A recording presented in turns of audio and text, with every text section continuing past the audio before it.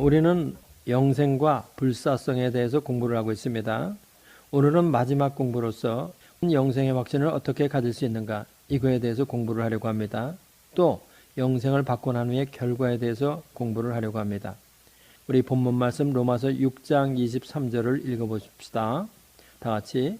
죄의 싹은 사망이요 하나님의 은사는 그리스도 예수 우리 주 안에 있는 영생이니라. 아멘.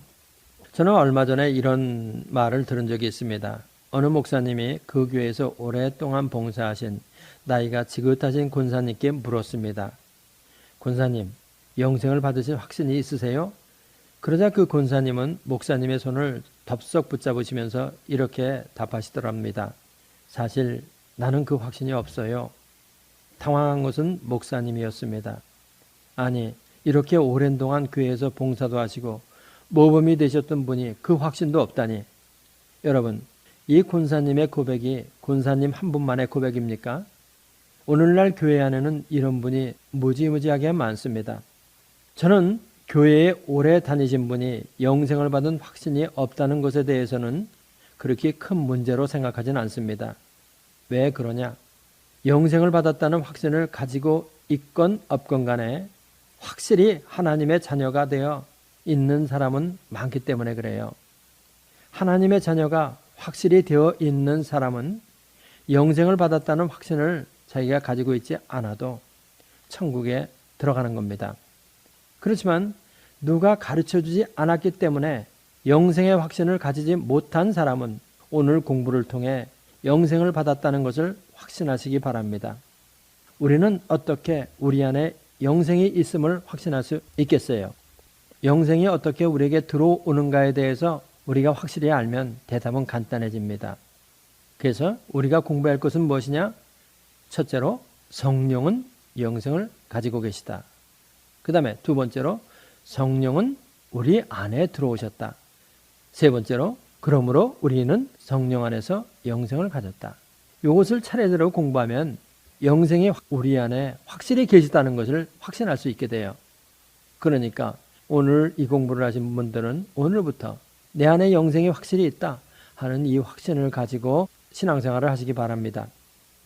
먼저 영생이 우리 안에 계신 것에 대한 잘못된 이해에서부터 공부를 해보십시다. 영생이 우리 안에 계심에 대한 잘못된 이해, 어떤 것들이 있느냐? 영생이 우리 안에 계심을 확실히 믿어야 하지만 영생의 내주에 대한 잘못된 이해도 우리는 경계해야 돼요. 제일 먼저 생긴 잘못된 견해는 하나님의 신성이 우리 안에 유출되어 들어왔다. 이것이 우리 안에 영생이 있는 것으로 이렇게 생각하는 오해입니다. 하나님의 신성이 우리 안에 유출되어 들어왔다고 하는 것이 바로 마니교예요. 매니카이즘. 마니교는 AD 3세기에 지금의 이라크에서 일어난 유대적 이단 기독교의 하나예요. 칼빈은 이것을 회개하고 망측한 소리라고 했어요. 칼빈은 말 잘 쓰죠. 칼빈은 이런 주장을 회개하고 망측한 소리라고 했어요. 그렇지만 오늘날도 이와 똑같은 것은 아니지만 비슷하게 회개하고 망측한 생각을 하는 사람들이 있어요. 다음에 잘못 생각하는 것은 하나님의 영생의 전체의 어느 한 부분이 우리 안에 부분적으로 거하는 것으로 이렇게 생각하는 거예요. 이것은 마치 수많은 사람이 영생을 부분적으로 각자가 나누어 가진 것이다. 이렇게 잘못 생각하는 거죠. 이것도 잘못 생각하는 겁니다.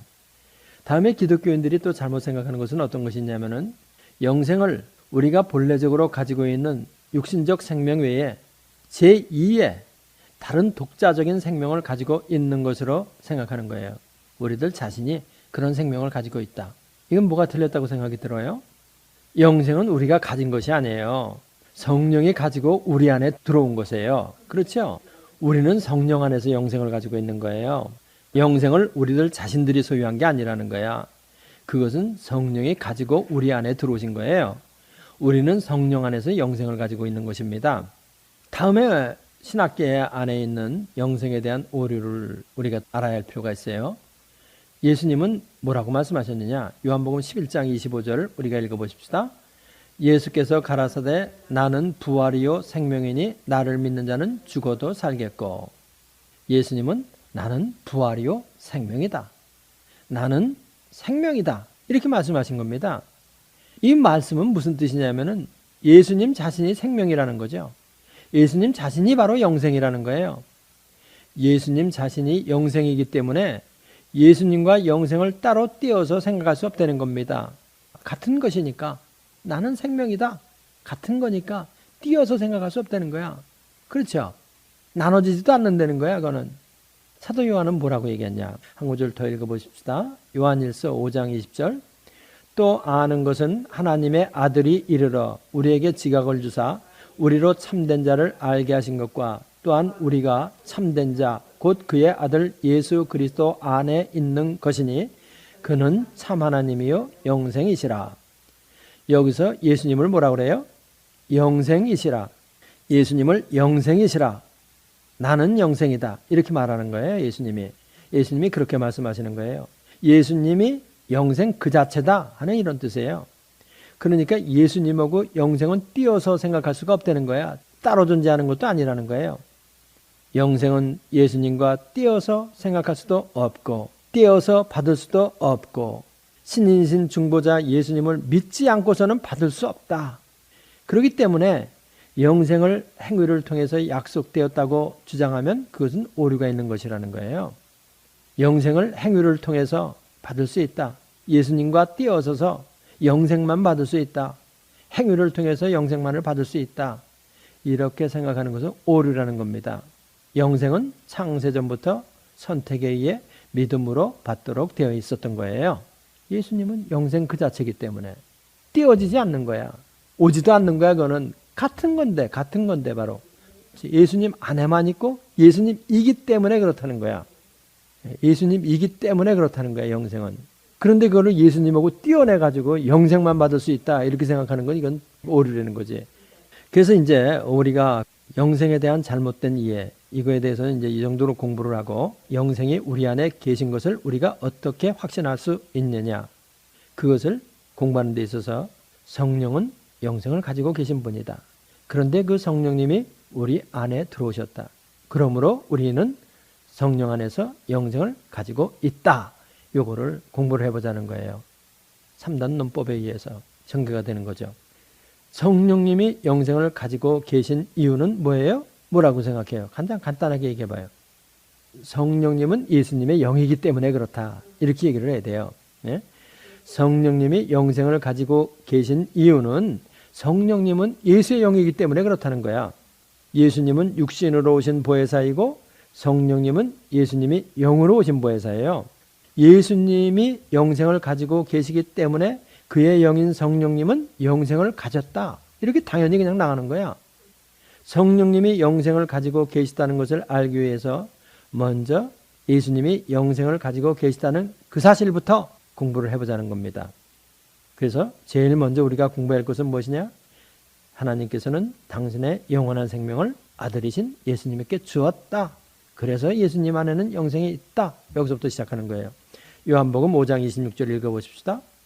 아버지께서 자기 속에 생명이 있음같이 아들에게도 생명을 주어 그 속에 있게 하셨고, 아버지께서 자기 속에 생명이 있음과 같이 아버지로부터 독생하신 아들 예수에게도 그 생명이 있게 했다는 거야, 하나님이. 그러니까 예수님 안에 영생이 있는 것은 분명하죠. 다음에 성령님과 예수님은 같은 분이다. 이것도 우리가 확인을 하면 되죠. 요한복음 14장 19절. 조금 있으면 세상은 다시 나를 보지 못할 터이로되 너희는 나를 보리니 이는 내가 살았고 너희도 살겠음이라. 여기서 이 구절에서 예수님과 성령님이 같은 분이라는 거 한번 얘기해 봐요. 나를 다시 보지 못할 터이로되 나는 누구예요? 나를 다시 보지 못할 것이다. 육신으로 땅 위에 계신 예수님이죠? 그 예수님을 보지 못할 거라는 거야. 그 다음에 너희는 나를 보리니, 여기서 나는 누구예요? 성령으로 다시 오신 예수님을 말하는 거죠. 그러니까 성령으로 이 땅 위에 다시 오신 예수님이나 육신으로 땅 위에 계신 예수님이나 같은 나다. 이렇게 말을 하죠. 그러니까 성령님하고 예수님은 그냥 같은 분이야. 그러니까 예수님 안에 있었던 그 영생은 성령님 안에 그대로 있는 겁니다. 그죠? 예수님은 육신으로 오신 보혜사이고 성령님은 예수님이 영으로 오신 보혜사예요. 그래서 성령님은 예수님이 가지신 그 영생을 그대로 가지고 계신 거예요. 그렇죠? 우리 갈라디아서 6장 8절 읽어보십시다. 자기의 육체를 위하여 심는 자는 육체로부터 썩어진 것을 거두고 성령을 위하여 심는 자는 성령으로부터 영생을 거두리라. 성령으로부터 영생을 거두리라. 성령님은 예수님이 가지신 영생을 그대로 가지고 계신 분이기 때문에 성령을 위하여 심는 자는 성령으로부터 영생을 거두게 된다는 거예요. 성령님이 그러니까 영생을 가지고 계시다. 이거 뭐 너무나 다 자명하게 이렇게 나오는 거예요. 그런데 그 성령님이 우리 안에 들어오셨다. 그 성령님이 영생을 가지고 우리 안에 들어오셨다. 그러니 우리는 어떻게 되는 거야? 우리 안에 영생이 있다. 이렇게 나가는 거 아니에요. 그러니까 성령이 우리 안에 영생을 가지고 들어오셨다. 요거 이제 또 공부를 해보자는 겁니다. 성령님이 어떻게 우리 안에 들어오시게 돼요? 요한복음 1장 12절을 읽고 대답해 보세요. 자, 요한복음 1장 12절 읽어보세요. 영접하는 자, 곧 그 이름을 믿는 자들에게는 하나님의 자녀가 되는 권세를 주었으니. 그러니까 영접하는 자, 곧 그 이름을 믿는 자들, 영접한단 말이에요. 예수님을 주님으로 우리의 마음에 영접할 때 예수님은 우리 안에 들어오는 거 아니에요.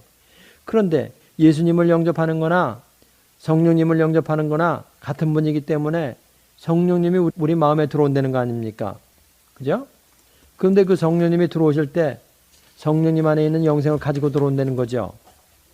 예수님과 성령님은 같은 분이시기 때문에 예수님을 영접했다고 하는 것은 성령님을 영접했다고 하는 것과 같다는 거예요. 이렇게 예수님을 영접할 때 성령님이 우리 마음에 들어오시게 되고 영생을 가지고 우리 안에 들어오신다 이 말입니다. 그래서 성령님이 우리 안에 들어오셔가지고 어디 계시냐? 우리 마음에 계신 거예요. 우리 안에 마음에 영생을 가지고 들어오셔가지고 어디 계시냐? 우리 마음에. 고린도후서 1장 22절 읽어보십시다. 저가 또한 우리에게 인치시고 보증으로 성령을 우리 마음에 주셨느니라. 우리의 마음 안에 성령이 들어오시니 우리 몸은 성령이 거하시는 하나님의 성전이 된 거예요.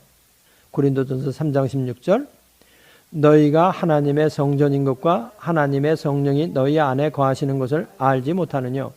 그렇죠? 우리 안에 성령이 영생을 가지고 들어오신 거예요. 그러면 우리의 마음 안에 성령이 계시다는 것을 우리가 알 수 있어요? 어떻게 알아요? 눈에 보이는 증거가 있죠? 성령이 우리 안에 계시다. 바로 그거에 대한 답이 뭐냐? 갈라디아서 4장 6절 아니에요? 다 같이 너희가 아들인 거로 하나님이 그 아들의 영을 우리 마음 가운데 보내사 아바 아버지라 부르게 하셨느니라. 그러니까 이 구절을 읽어보면 하나님이 우리 마음속에 그 아들의 영, 예수님의 영, 성령을 보내주셔서 우리로 하여금 무엇을 하겠다는 거야? 하나님을 아바 아버지라고 부르겠다는 거예요. 그러니까 하나님을 아바 아버지라고 부르는 사람은 자기 안에 성령이 있다는 것이고 바로 영생이 하나님의 영원한 생명이 성령 안에서 자기 안에 있다는 것이고 그렇게 있기 때문에 영생이 있기 때문에 자기 아버지를 알고 하나님을 아버지 아버지 이렇게 부른다는 겁니다. 그러니까 하나님을 아버지 아버지 이렇게 부르는 사람은 자기 안에 성령이 있는 것이고 자기 안에 영생이 있는 거예요. 자기 안에 영생이 있는 것을 믿는다는 것은 자기가 하나님을 아버지라고 부르고 있는가 안 부르고 있는가 이것만 보면 그냥 확실하게 나오는 거죠. 그런데 자기가 하나님을 아버지라고 부르면서도 내가 영생을 가지고 부르는 건가 안 가지고 부르는 건가 이러는 사람 있어요? 없지. 그게 이건 뭐야? 가르쳐주지 않아서 몰랐다는 겁니다. 왜 영생의 확신이 없는 사람들이 교회에 그렇게 많냐? 가르쳐주지 않아서 몰랐다는 거야. 확실하죠? 예, 다음에는 이제 그러므로 우리 안에 영생이 있다. 이거에 대해서 공부를 해보자는 거예요. 요한복음 3장 36절 다 같이 아들을 믿는 자는 영생이 있고 아들을 순종치 아니하는 자는 영생을 보지 못하고 도리어 하나님의 진노가 그 위에 머물러 있느니라. 여기서 영생이 있는 자는 누구예요? 아들을 믿는 자. 이 아들을 믿는다는 말이 무슨 말이에요? 예? 아들을 믿는다. 맞아요. 맞아. 그거예요. 예수님이 하나님의 아들이라고 믿는 자. 그렇게 믿는 자는 영생이 자기 안에 있다는 거야. 이것은 무엇이냐? 예수님의 신성을 믿는 거라 똑같은 말이죠. 예수님의 신성을 믿는 자는 영생이 자기 안에 있는 겁니다. 영생은 행위가 아닌 믿음에 의해서 하나님의 은사로 받는 거죠. 그러니까 영생은 행위가 아닌 믿음에 의해 하나님의 은사로 받는 거예요. 믿음으로 영생을 받는다. 요거 확실하게 한번 찾아보십시다. 요한복음 3장 14절로부터 16절까지 모세가 광야에서 뱀을 든 것 같이 인자도 들려야 하리니 이는 저를 믿는 자마다 영생을 얻게 하려 하심이니라. 하나님이 세상을 이처럼 사랑하사 독생자를 주셨으니 이는 저를 믿는 자마다 멸망치 않고 영생을 얻게 하려 하심이니라. 아멘. 믿는 자, 예수님이 하나님의 아들이심을 믿는 자는 영생을 가진 겁니다. 예수님을 하나님의 아들로 믿는 자는 성령께서 영생을 가지고 자기 안에 들어오신 거예요. 그리고 그 증거가 뭐예요? 하나님을 아버지라고 부르고 있는 겁니다. 또 사도 요한이 다른 말로 어떻게 표현했느냐? 요한일서 5장 12절 읽어보십시다. 아들이 있는 자에게는 생명이 있고 하나님의 아들이 없는 자에게는 생명이 없느니라. 여기서 영생을 가지고 있는 사람이 누구라 그랬어요? 예, 아들이 있는 자 이렇게 얘기했잖아요. 아들이 있는 자하고 아들을 믿는 자하고 그 좀 차이를 한번 얘기해 볼래요? 본질적인 차이는 없지만 말의 뉘앙스가 좀 다른 것 같은데 예수님이 자기 마음에 있는 자 이거를 말하는 거죠. 아들이 있는 자라는 것은 무엇이냐면은 예수님이 하나님의 아들이라는 믿음이 자기 마음에 있는 자, 예수님이 자기의 마음에 있는 자 이거를 말하는 거 아니에요. 예? 아들이 있는 자라는 것은 뭐냐? 예수님이 자기의 마음에 있는 자 요거를 말하는 거예요. 예수님이 하나님의 아들이라는 믿음이 자기 마음에 있는 자, 이 사람은 영생이 자기 마음에 있다 이거예요. 예수님이 하나님의 아들로 믿는 자는 영생이 자기 안에 있다. 아들이 있음으로 인해서 영생이 자기 안에 있다. 이런 말이 되는 거죠. 그러니까 예수님을 자신의 구주로 믿고 계신 분은 오늘부터 하나님의 영원한 생명인 영생이 자기 안에 있음을 믿고 살아야 돼요. 확신하고 살아야 돼요.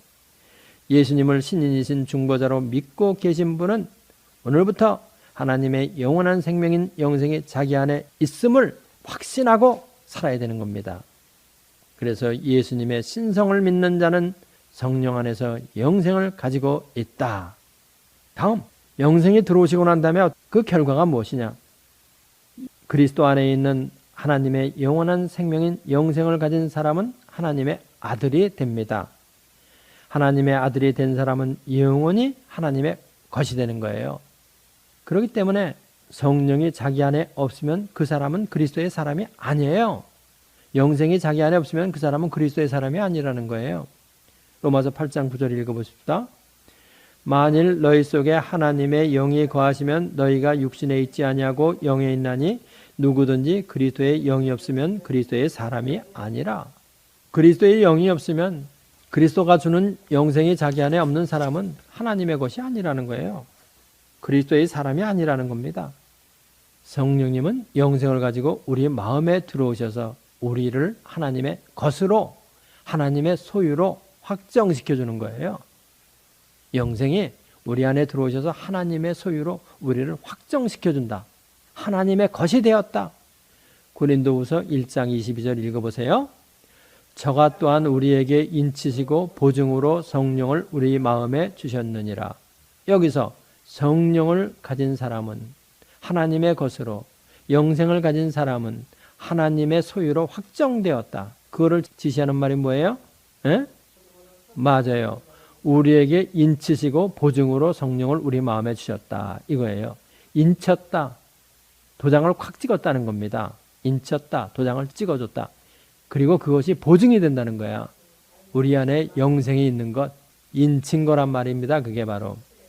영생을 가진 사람은 성령께서 하나님의 아들로 정시키셨다. 그렇죠? 그렇기 때문에 이런 사람들은 하나님께서 일평생 끌고 가는 겁니다. 신앙생활하면서. 이건 뭐예요? 견인교리 아니에요. 하나님의 소유고 하나님의 것이니까 하나님이 끌고 가는 거야. 그런데 현대에 이르러 견인교리를 부정하고 위기의 순간 믿음을 선택함으로 그때마다 칭의를 얻어간다고 하는 신정통주의는 정통신학적 입장에서 받아들일 수 없는 겁니다. 견인교리를 부정하고 위기의 순간 믿음을 그때그때마다 선택함으로 그때마다 칭의를 얻어간다고 하는 신정통주의는 정통신학적 입장에서 볼 때 받아들일 수 없다. 기도하십시다. 할렐루야. 성령님께서 영생을 가지고 우리 안에 들어오셨습니다. 그래서 우리는 성령 안에서 영생을 가지고 있습니다. 영생은 하나님께서 우리가 하나님의 소유라는 것을 인치시고 보증하시는 그 인장과 같습니다. 우리는 이 확신을 분명히 가지고 신앙생활을 할 수 있도록 축복하여 주시기를 바라고 원합니다. 이 확신을 가지고 신앙생활을 함으로 말미암아 영적 생활에 큰 진보를 누릴 수 있도록 우리 하나님이 축복하여 주옵소서. 예수님의 이름으로 기도합나이다. 이 성경 공부를 하신 분은 곧바로 라이크 버튼을 눌러주세요. 여러분의 수고가 하나님 나라 확장에 큰 도움이 됩니다.